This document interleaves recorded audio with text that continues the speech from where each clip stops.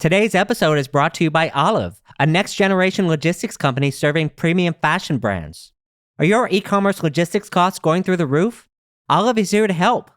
Olive offers brands and retailers over 50% off of return shipping expenses instantly while offering customers a sustainable, waste-free packaging and delivery experience. The solution is turnkey and no development work is required. You simply download their Shopify app to get started. To learn more, visit shopolive.com/WatsonWeekly. Save money, save the planet. It's December 5th, 2022, and this is the Watson Weekly, your essential e-commerce digest. Today on our show, eBay opens store in New York City that accepts pre-owned luxury as currency. Live shopping comes to holiday windows. Microsoft and AWS both released supply chain platforms. And our Black Friday Cyber Monday Roundup.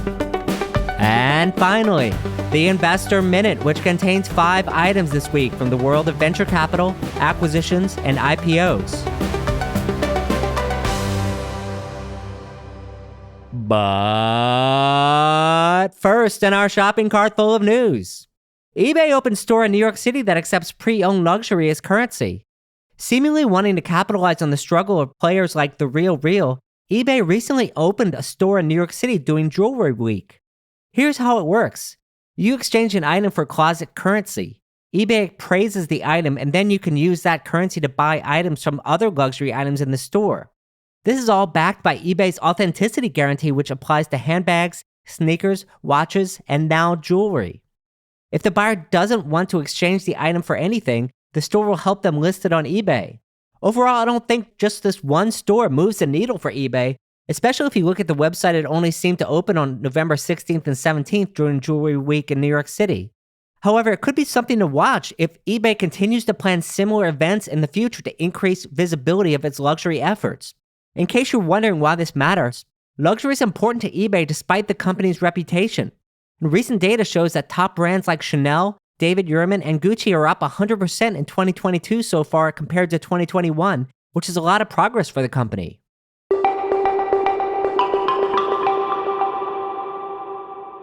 Our second story. Live shopping comes to select New York City holiday window displays.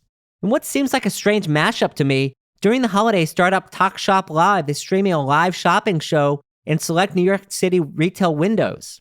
Some big musicians are involved like Shania Twain, Gloria Estefan, as well as chef Bobby Flay. No word where these displays will appear, which seems like an odd choice to me. Wouldn't you want to promote this? On the other hand, Saks is also testing out the Saks Live feature according to Aaron Barr from Marketing Dive. Elton John will be using to support his AIDS Foundation. In case you weren't aware, Saks Live is a series of live shopping events that Saks launched last year designed to feature luxury fashion and beauty brands and icons. Hard to tell how Saks Live is going as the company has not released any figures, but in luxury you need star power to drive demand and high price points. The tie-in with Elton John, who is completing his farewell tour in America, is pretty compelling, as traditional New York City Saks store light display would also contain Elton John's songs. Of course, I'm a huge Elton John fanboy.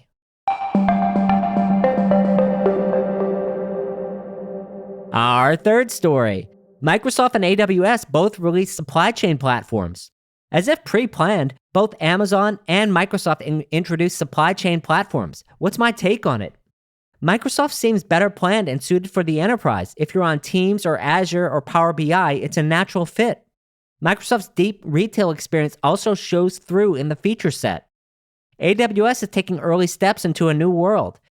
Feels more like a business intelligence focused tool and more destined for the mid-market customer who has built their infrastructure on Amazon Web Services. Both provide data integrations to connect to systems of record and other data sources such as ERP, EDI, WMS, and order management systems. Machine learning-powered insights into inventory, demand planning, supplier lead times, stockouts, etc. Regarding the AWS supply chain offering specifically, AWS added its own collaboration tool, but it feels like if you aren't on Teams already, aren't you on Slack? Kind of feels like a miss here.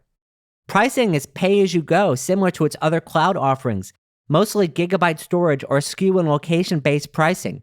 There are no enterprise license fees. The core of the offering is a supply chain data lake, So essentially collecting and organizing all the data into one place so that you can then run machine learning models on top of it.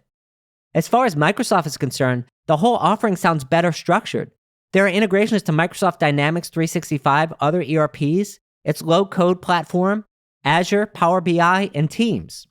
Microsoft's solution also adds an order management module to connect between sources of real-time inventory and orchestrate fulfillment. There are big players in the space like Manhattan, IBM, Sterling, but I'm guessing Microsoft wants to be good enough here for some customers. Also, these types of order management systems tend to work for B2B suppliers and are often not designed for consumer scenarios. Another advantage over AWS is that Microsoft allows extensible partner modules for new capabilities and data. There are several pre-announced launch partners like C.H. Robinson, Walmart GoLocal, FedEx, and Fourkites. It's totally not lost on me that Walmart is on this list. I also suspect that there was a large enterprise license fee waiting here, but the good news is you may already have many of these subcomponents in Teams, Azure, Power BI, Power, etc. As far as a wrap-up, much of this is still in early innings, but Microsoft seems further along than AWS. Both have preview elements, but Microsoft offerings feels more complete and thoughtful. My biggest concern is with supply chain, collaboration is a key feature, and Microsoft Teams gives a decisive edge for Microsoft here. Secondarily, a lot of Microsoft tools end up being not as useful, quote, out of the box and require building custom apps to really optimize them for your enterprise. This creates big opportunities, but also a few challenges for IT teams, value-added resellers, and other partners. Anyone selling into Microsoft Azure or Dynamics 365 ecosystem would be wise to pay attention to this, as it seems like the future of their retail efforts. And while AWS has a significant retail presence, its tools are less built out than Microsoft. But still, the focus on data is so important that if you source or transform data, you will also need to build connectors here to play well.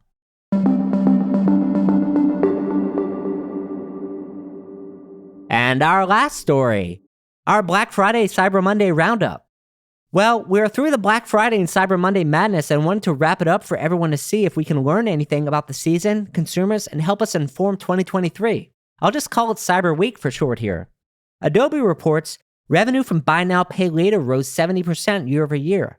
Prior to Cyber Week, Deloitte found that 37% of consumers plan to use some kind of Buy Now, Pay Later option. Black Friday sales topped $9 billion, a 2.3% increase over last year. Cyber Monday sales hit a record and topped $11.2 billion, rising 5% from prior years and 25% greater than Black Friday sales. Last year, Cyber Monday was only 20% larger than Black Friday. MasterCard reported that Black Friday sales rose 12% and online sales rose 14%. Of course, these figures are not adjusted for inflation. For its part, Shopify and BigCommerce reported a 19% and 31% in sales rise, respectively, reflecting continued growth in the middle of the market. Although these are not same-store sales being reported, so it's really only useful to judge the growth of these platforms, not the broader market. Jefferies, a financial analyst, reported 73% of retailers tracked offered more promotions than last year, led by athletic wear brands like Nike, Lululemon, and Under Armour. UGG Boots was mentioned as a standout winner with fewer online promotions and more online search traffic. Amazon reported record holiday sales but didn't provide any more information than its top categories were in home, fashion, toys, beauty, and devices. I posted a Black Friday roundup on LinkedIn last week that was slightly more pessimistic than the report I'm giving now. And I've tempered that some, having seen some full Cyber Monday data which grew faster than Black Friday. Cyber Monday has really surpassed Black Friday recently as the biggest shopping day of the season and seems to be pulling away in terms of momentum. And it seems like consumers are getting addicted to shopping from their couch and avoiding huge crowds just to get the same deals they can also get online.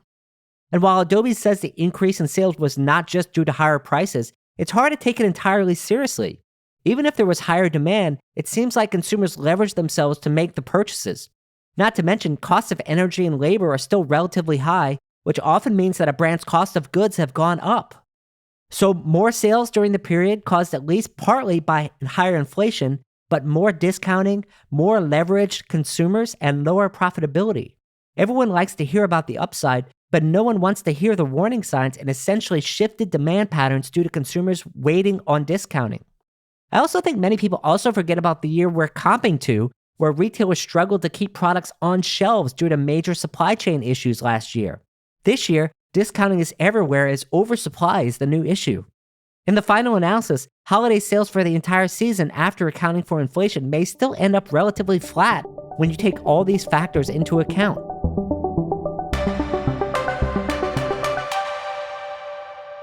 It's that time, friends, for our Investor Minute. We have 5 items on the menu today. First, retailer Lowe's to sell its Canadian business to Sycamore Partners. Canada represents about 7% of the total business today, and the business is being acquired for $400 million in cash. Sycamore Partners is a private equity firm focused on retail and consumer investments. Second, accessories rental platform Vivrel raises $35 million. Essentially, Vivrel is a subscription platform like Rent the Runway, but for accessories only. The founders seem intent on not repeating the same mistakes as Rent the Runway. Obviously, accessories don't have the same sizing and laundry issues as apparel. Third, startup Visit raises $10 million in venture funding to transform e-commerce with new AI-powered image analytics platform. This is an interesting one, and I haven't seen it before. Visit is a visual brand intelligence platform which measures the consumer's reaction to your imagery across the website and other channels. Given how much money is spent or wasted on creative shooting in the dark and how much image and video swipe affects shopping behavior, this could really help drive your creative spend. Fourth, loyalty provider Ontavo closes €10 million in Series A funding. True story, I met the Ontavo team many years ago, and it's great to see them progress in their journey. The company is based in the UK, and it's an API-driven but no-code offering for omnichannel loyalty. And finally, creator merchandising startup Spring acquired by Amaze. It seems like Spring has had some funding troubles recently and had layoffs after raising a total of $70 million. Amaze is essentially a mobile page builder company that works with brands on social media, which from my vantage point looks like a very crowded space. That's all for this week. Till next time, Watsonians. Hi, I'm Rick Watson, CEO and founder of RMW Commerce Consulting and host of the Watson Weekly podcast, your essential e-commerce digest. Want to discuss the topics on the show? Head on over to community.rmwcommerce.com to connect with other listeners. Our production partner for this series is Citizen Race Car. The show is produced by Alex Brower, production manager Gabriella Montequin. To hear new episodes of the show every Monday morning, subscribe now at rmwcommerce.com/WatsonWeekly and wherever you get your podcasts.